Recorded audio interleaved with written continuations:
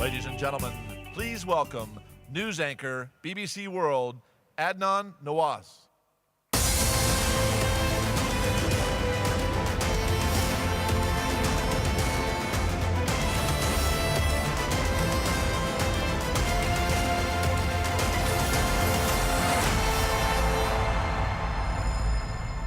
Hello again, everyone. So now it's a debate about sport and health and whether, well, how much, I suppose, is too much. We'll look at the benefits of sport to amateurs and also look at the dangers of being a professional sports person. And of course, the difference between being a professional and an amateur is absolutely huge, not only in the performance, but also in the backup, in all the healthcare and also the training.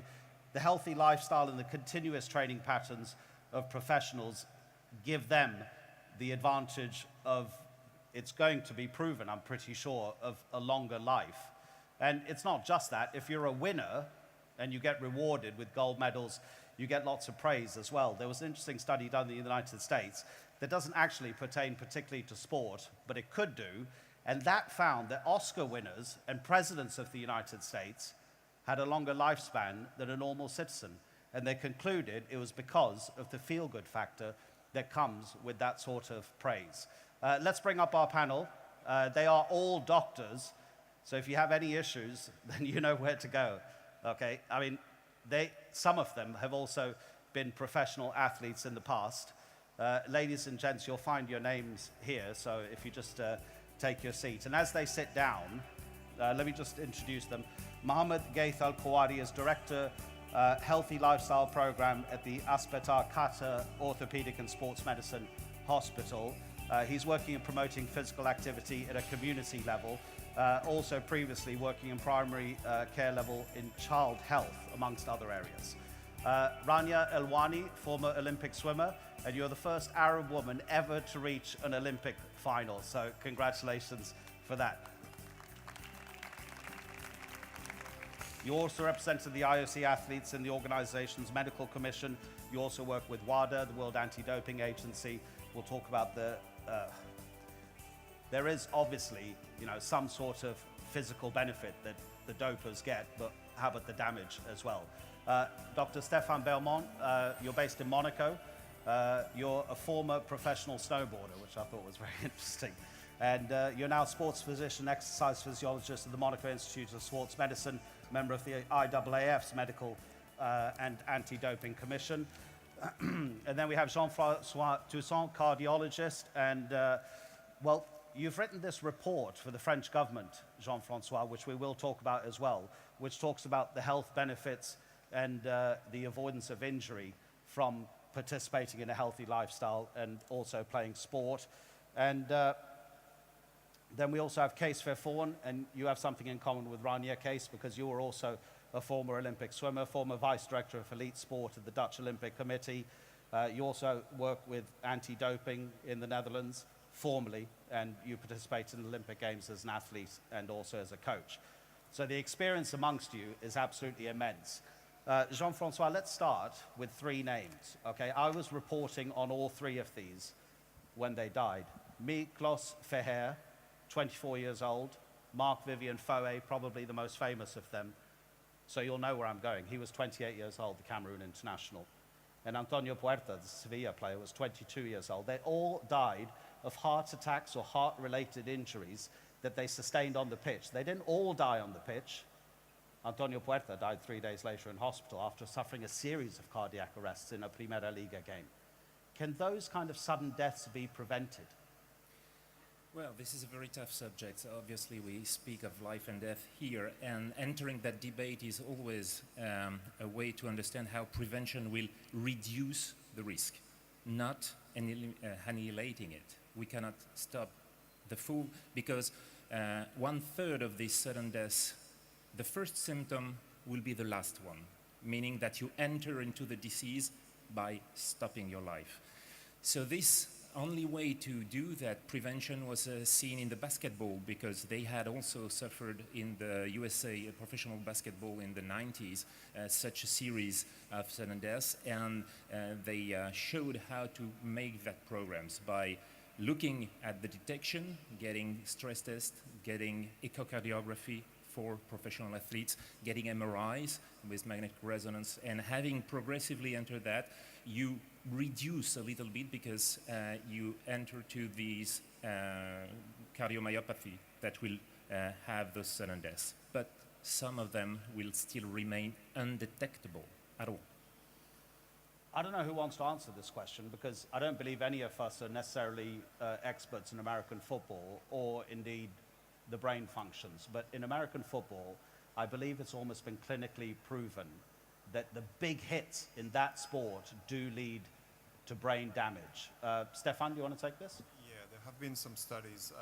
Well, the jury is still out because we still miss some scientific data, but we strongly suspect that if you experience brain concussion or regular brain trauma, it can have some, of course, immediate effect like a knockout, but also some medium and long-term effects. And this has to be taken into consideration. So the point is it's a bit the same like for the sudden cardiac death. It's not so easy to prove. And also there is another issue. It's sometimes in professional athletes, they don't want to say it because some new federation, they implemented rules. If you had such kind of brain concussion, you're out of the pitch for a couple of weeks. And of course, for pro athletes, being out of the pitch means a lot of loss of money. So we have to be very cautious about that, and also for the long-term effect.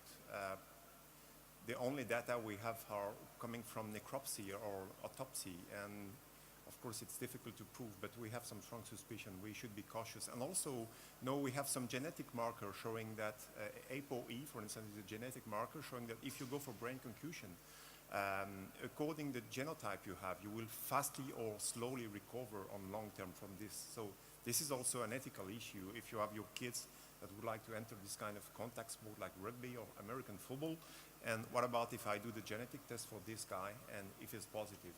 Should I let him go or not? Rania, what would you say about the ethics of a sporting governing body that allows its competitors to take part in a professional event that knows it's going to cause damage to its athletes? From a WADA or from a World Anti-Doping Agency perspective, this would be a problem because part of putting things on the list of the anti-doping is that it's something against the spirit of sport or non-ethical. So it is, if it's harmful for the body, I think our recommendation is always that you try to keep away the athletes as much as you can when they're young, educate them, and then the choice is definitely theirs at the end. But competitions and a lot of rules in competitions do change because of the medical facts that arise and the medical facts that are studied more carefully now with athletes. With the athlete's passport, with now the blood tests and the genetic tests as we see, it is a way not to control the athletes but to protect their health to the maximum that we can possible. Mohamed, you work with Cees. You want to say still, something? I think it's unethical to have athletes enter into sports Of course, yes. where there's a danger, a known danger for their health, on behalf of earning more money as Of course, as an true. organization or whatever. And I think, in ethically speaking, that the discussion between lives and money should be in favor of lives. Of course, yes, I mean, definitely. as I recall, they changed the rules pretty quick after it was proven that the concussions seriously harmed in the long term the health of the football players. Is that right, or didn't they change it? You're correct, and I also have it in my notes. One question to you guys was going to be, is the dollar the bottom line? I believe they did change the rules in terms of how players can hit each other with their helmets. Exactly. I think that's one of the rules that they changed in the And NFL. also sometimes the gear that the athletes get to wear, like in boxing, now they're debating Exactly. whether we should take it off, put it on. Is it more exciting for the viewers? Well, I don't care about the viewers as much as the Exactly. athlete's health at some points. Okay, well, actually, let's pick up on that point because, Mohamed, you involved more with the younger athletes. In the Commonwealth Games, I was watching men's boxing, and they weren't wearing any headgear. Would you send a young person into a boxing ring without headgear? Yeah, actually, we are talking about two aspects. First, we are talking about the implementation of the policy for injury prevention, which is very important, and this should be raised in every sport event, and it should be really something that we have to oblige the organization to do it. And the other thing is about the education for the coaches as well as the players. And this will should start from the young age to give them some preventive measures.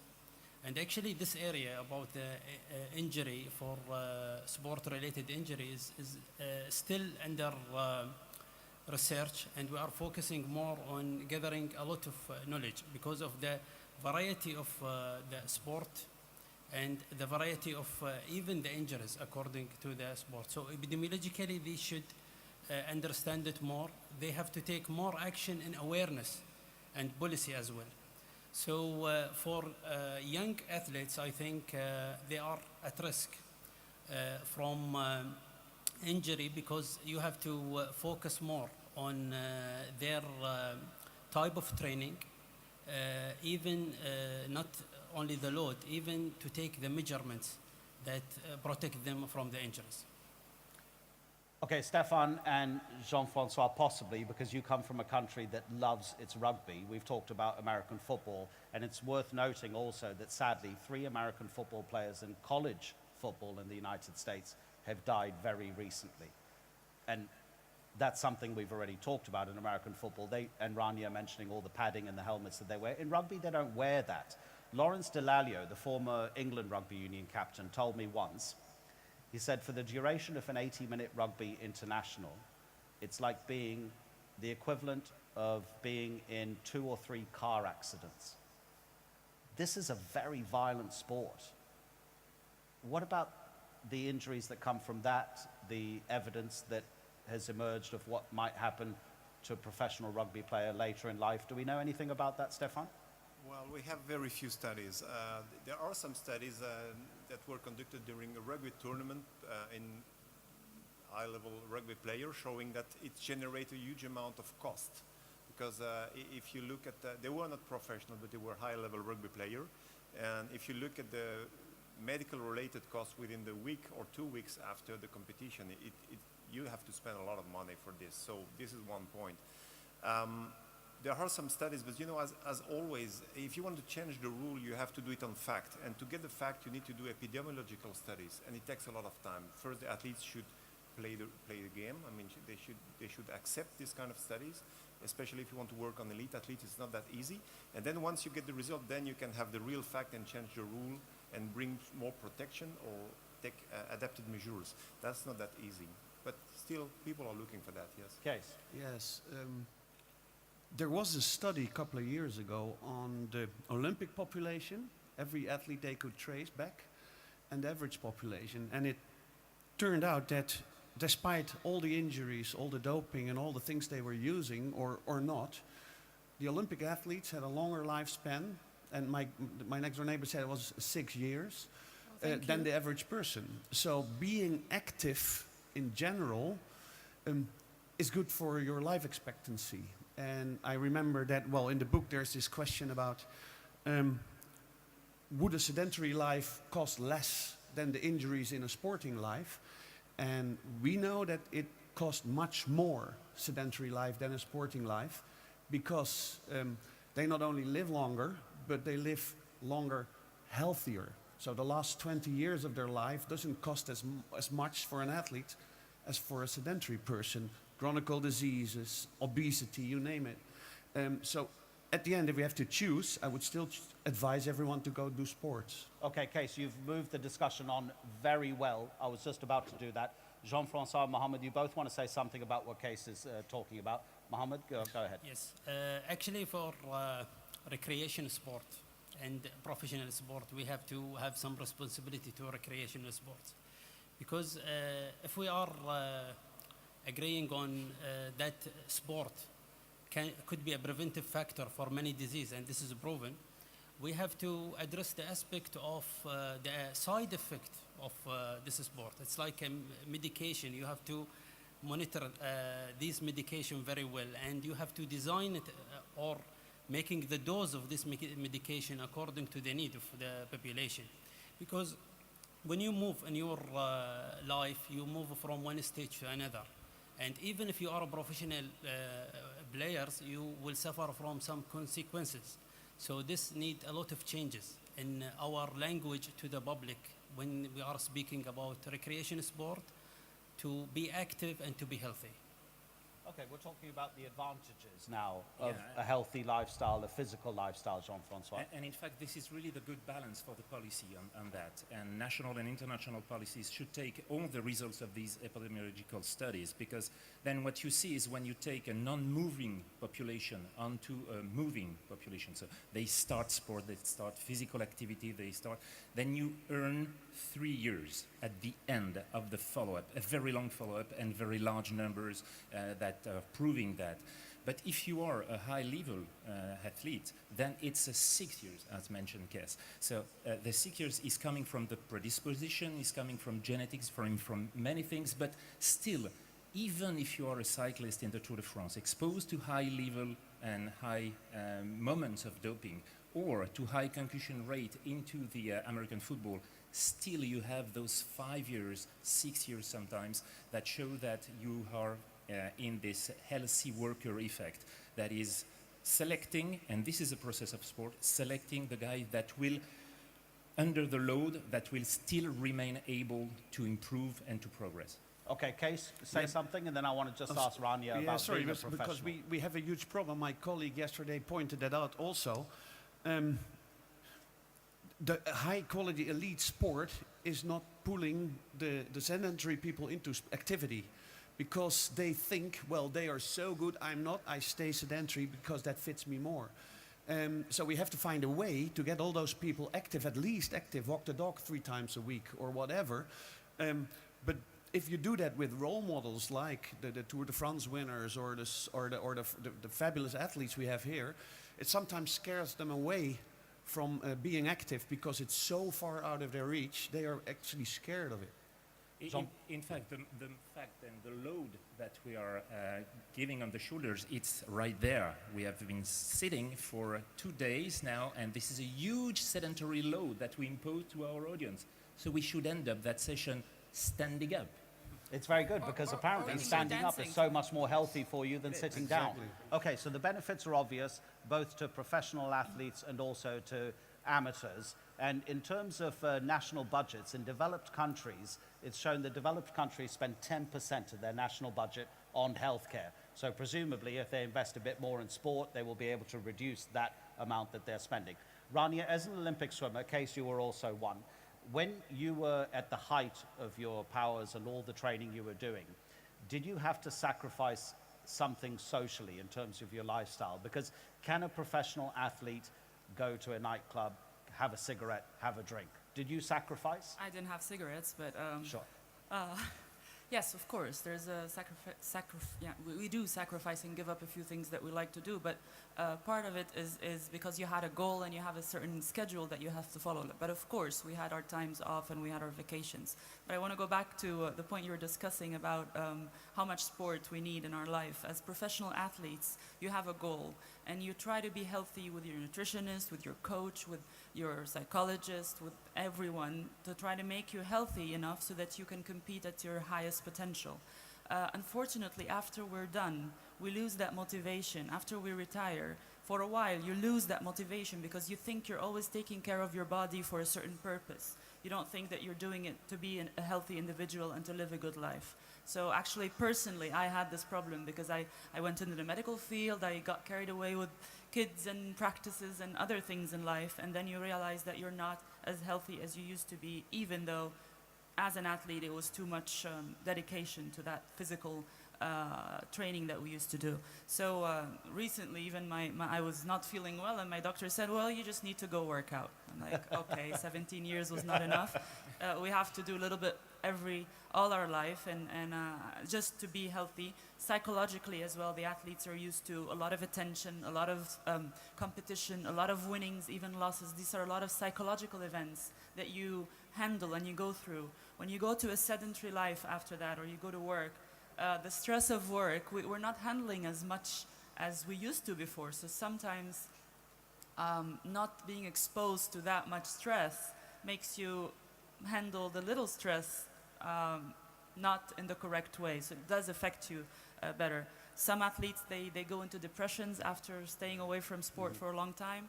We have natural medicines, natural things that, I don't want to go too much medical, but our bodies are used to this. We're addicted to having a certain level of activity in our life. Absolutely. Stéphane and then Mohamed. Yeah, I think it's very important to point out that we should put more effort in accompanying former elite athletes when they retired, because as Rania said, they could experience depression, and also, you know, when you are restricted for years, because high-level training is a restriction. You cannot smoke, you cannot eat, you have to sleep at least 10 hours per night and so on. So then they have the trend to release, and there have been, for instance, some studies conducted in former Brazilian soccer players showing that after the end of the career, a lot of them are overweight, for instance, and a lot of them also experience arthritis of the knee, and they deserve regular injection of anti-inflammatory in the joint and so on. So we should put some more effort, and I think IOC is working on that with the World Olympian Association on accompanying for the next 5 or 10 years after the retirement these athletes, because they could be really in trouble for sometimes, yes. Mohamed?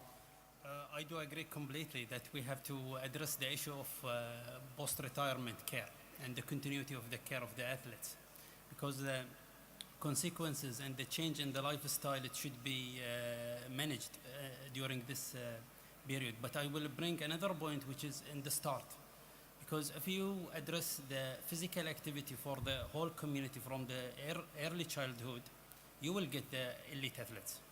But if you concentrate on talent identification from the start, you will pull out some of a large portion of the community, because they don't have the skills, so they don't have the culture of being active along their life. Yeah.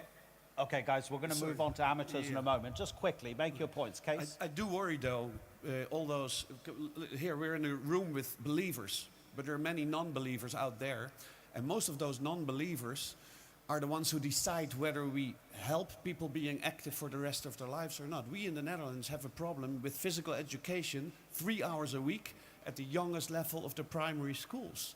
This discussion should not take place, because it makes them healthy for a long time, and it even helps them cognitively to be a smarter kid if you do it right. And it's an absurd discussion, but it happens. And we should spread the word also outside the Spire, though. Sure. It's exactly what I wanted to say also, is that we always, as athletes, we always advocate playing sports at a high level. My kids, they play sports, and everyone expects me to make them, what champions are going to be, and what kind of champions are going to develop, which sport are they going to play, are they going to be world champions? The pressure you put on kids that they have to play sport just to be champions is not the right image. We have to fine, exactly. Playing sport should be a part of a lifestyle that we teach them at school. That's why we always advocate going back to competitions between schools and having sport as a real part of school life. Sure. Okay, about 6 minutes to go. So let's talk about the amateurs and the benefits that they get from physical activity. Jean-Francois, tell us about this report that you put together, commissioned by the Health Ministry in the Élysée Palace, the presidential palace in France. Is that correct? And it's a national program. Yeah, this was a national program getting from the point of the higher sedentarity rate, as we mentioned. The first serial killer here is your chair, again. How we get out all the French population from their chair, from their bed, from their screens, and how we have all the opportunities in the daily life to have them walking, cycling, making sports, practicing, and all these were related to what we could find at school, in the universities, under the societies, the enterprise, and how we could get into the professional level. All that went up to 230 recommendations, environmental, urban, rural, and so on. And this was getting up to the political field, up to the national plan in 1912. And then it was also taken by the European Commission in the early 2000s, and went up to the first recommendation that the European ministries of sport have been taken in sport. It was not on doping, it was not on good governance, it was on HEPA, meaning health enhancing physical activity and sport. And this was what the ministries of the 28 member states in Europe signed on November of last year. So it's really something which is moving in the political field. They are taken all the recommendation, all the scientific law that we have now. But the question is, does this really happen daily? And this is really the question for the next years. Exactly. And big business, of course, understands this and is trying to make money out of helping governments push people into an active lifestyle. Google, Apple, Facebook, they're all releasing devices or some kind of apps that can help everyday people then monitor their health while they undertake physical activity. But also for these apps, the non-users of apps are sometimes being scared away by all the fancy stuff they can do. So you really have to think what kind of functionalities you use in the app to get the non-movers into movement, which is difficult. And you had mentioned, Cees, about the problem for an amateur to actually emulate their sporting hero. I had an example which I emailed you about a couple of weeks ago. I know an Indian boy in London. Both his parents are Indian. He's 10 years old, and Michael Phelps is his role model. So, Mohamed, he is going every morning to the swimming pool, and he is competitively swimming. Where can he eventually hope to get to? Because in my mind, I can't think of a former Indian Olympic champion. And Rania, you're a great example of breaking that kind of mold. But is it even possible to say that someone's genealogy might already prevent them from reaching the absolute ultimate level? And do you have to be a freak, maybe, to be an Indian Olympic swimming champion? Yeah, actually, using the role model from the champions is one of the benefits of taking the sport players as a role model, especially during the adolescent age. So this should be controlled from the early age by giving them the awareness about being active, and you should be educated about your skills and how you are going to be gradually increase in your skills. And if you have different skills for different sport, they should be even redirected. And here we are encouraging for the organized structured sport since early childhood.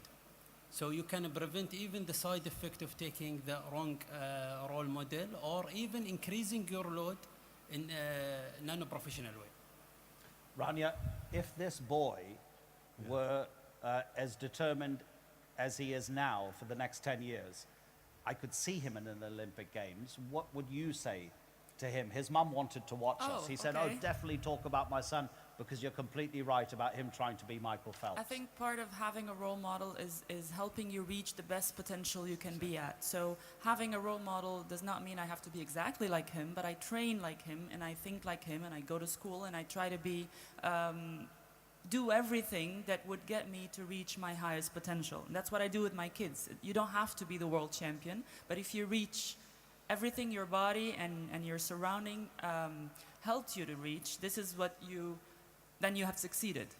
That's in my opinion, of course. Okay, 30 seconds each, okay? Stéphane, Jean-Francois, and Cees, because we're going to go over, but 30 seconds each. Stéphane.